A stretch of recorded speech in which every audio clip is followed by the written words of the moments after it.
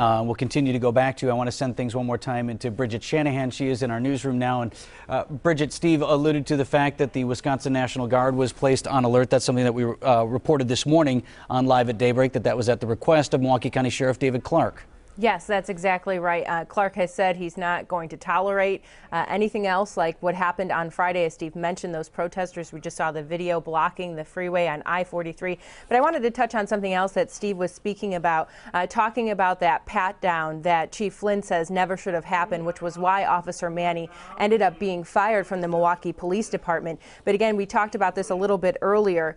That pat down is what escalated, according to this report from DA's office, into punches from Dontre Hamilton that actually landed on Officer Manny. He brought out his baton. Again, Hamilton took that baton, and that's what escalated. Manny said he felt like he was in danger. He pulled out his gun, and that's when those shots were fired. Something else I wanted to touch on that we heard about a while back from the Hamilton family attorney. He was releasing certain details from this report that he had learned from DA Chisholm. One of the things that he was talking about was the downward motion of those bullets. Now, I'm looking at the medical examiner's report, which is contained within this report from the Milwaukee County DA. And it's interesting. He's talking about those downward trajectory bullets. 5 to 8 of the wounds came in that way. There were 21 wounds on Dontre Hamilton, even though there were only 14 shots fired. There were 15 entry wounds and 6 exit wounds on his body. So the medical examiner did a lot of looking at all of this stuff.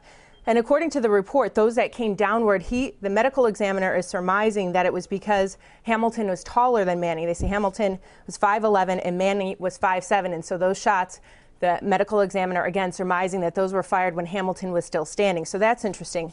Another thing that the Hamilton family attorney touched on was that one gunshot wound was identified to have gone into Hamilton's back. And so there's more about that in this report as well.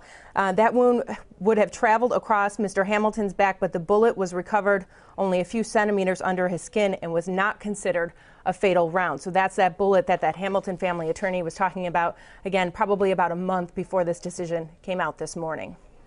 All right, Bridget Shanahan live for us in our newsroom now as we come up on 9:30.